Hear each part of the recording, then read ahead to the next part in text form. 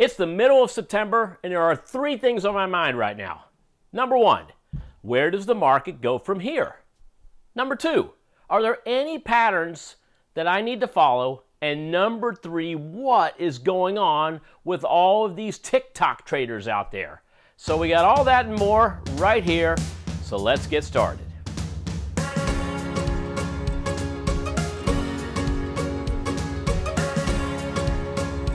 Hey, Optionetics Power Profit Trade members, welcome to Tom's Trading Room, where we offer analysis, insight, and step-by-step comparisons of alternative investments other than just buying stocks. Do me a favor right now and hit that like button below, as it helps support the channel.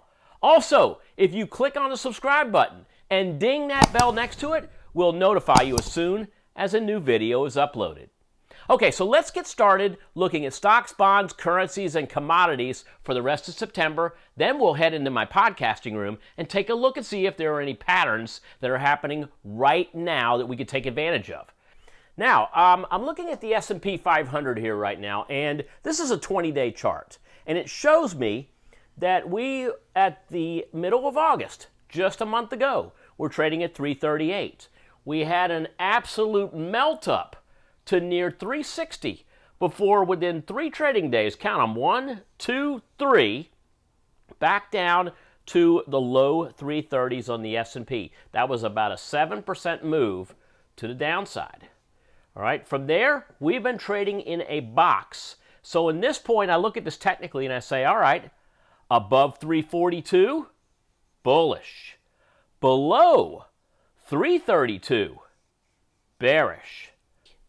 So TLT is the bond market ETF, and we can see it's caught in its own range here with resistance at 167 and support down here around 161, and it too has been trading in a range.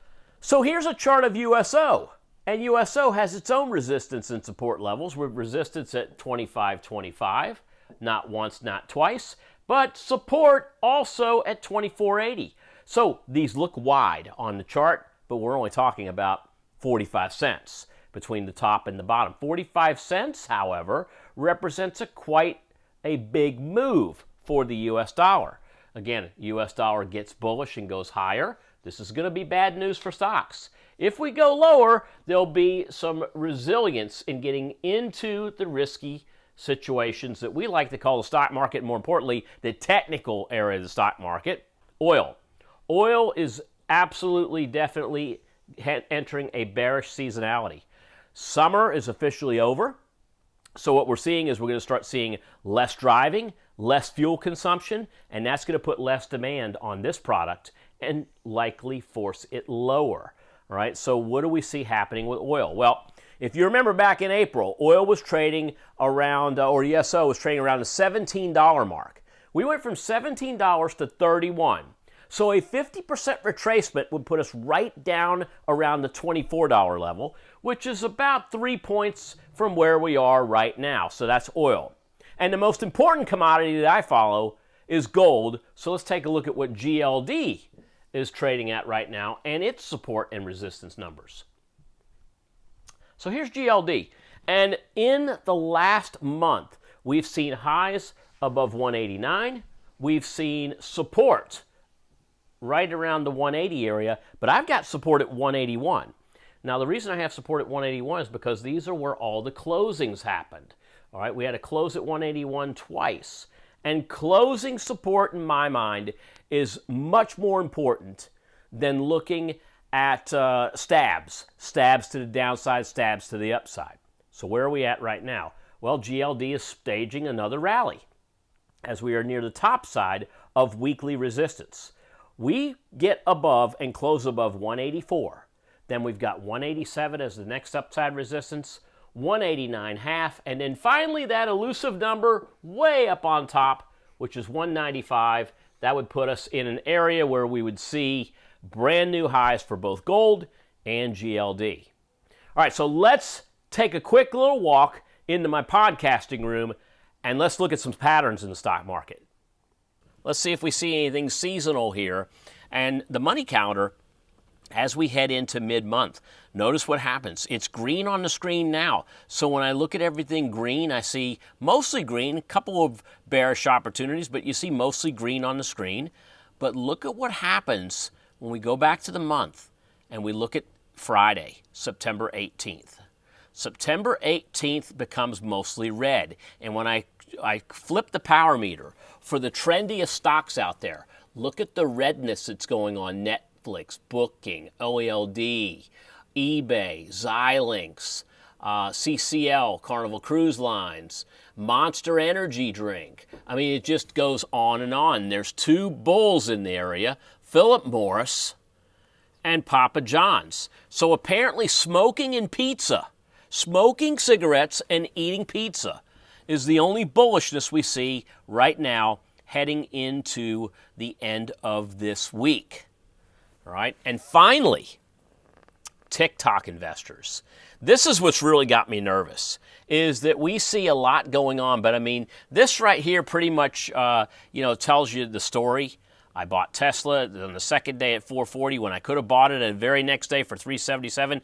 A lot of TikTok Robinhood traders. I don't know where they're getting their money. Either it's PPP or it's unemployment, but there is a huge surge, not only in day trading, but in option trading and trading leverage. 3 times leverage seems to be what these folks are gobbling up right now, and the market is happy to serve it to them on a silver platter. If we were to take a look again, let's go back, and I want to show you one more thing. I'm going to go to options and options chains, and I'm actually going to go to Apple, all right, because I want to show you something I haven't seen since 1999. We're going to back this up to last Tuesday, the 8th. All right, so if you take a look at Tuesday the 8th, September 11th options were the ones that were expiring. I'm just going to update, and I want to show you some call options. Look closely at the 112.5 calls, $3.60. All right, look at this. I mean, we're seeing, and it's across the board, 8,000 contracts, 5,778, 13,210, 64,988, 85,000 contracts. All right? Yes, a lot of this was SoftBank, but a lot of this was also small traders jumping on board because they think the bullish money machine never ends. Well, let me just show you the 112 halves that were at 360. All right, where did they end up during the week? If you go up and let's go ahead and move to Friday. So if I jump to September 11th, which was Friday, hit go. Take a look at Apple. Look at those 112 half calls. $3.60? No, a penny. 0 by 1. That means they expired worthless. 136,000 contracts traded on Friday as this thing went down in a hurry. So, either A, a lot of people lost money, B, a lot of people made money that sold them on Monday and bought it back on Friday, or C, all of the above. And if it was C, all of the above, then we know SoftBank was selling and retail was buying, and then retail ended up holding the bag. And if you go look at Twitter, and you look at the Robinhood trading feeds, and you look at the TikTok trading feeds, you'll see a lot of folks in those feeds were feeding on Apple, and they ended up going home hungry. Hey, one more thing before I let you go. So we've had a lot of excitement about shirts like these ones that I'm wearing. So very soon, we're going to have a merch site just below our YouTube videos where you can pick up shirts like this as well as TTR shirts. Anyway, guys, have a great rest of your day. We'll see you on the next video. Bye now.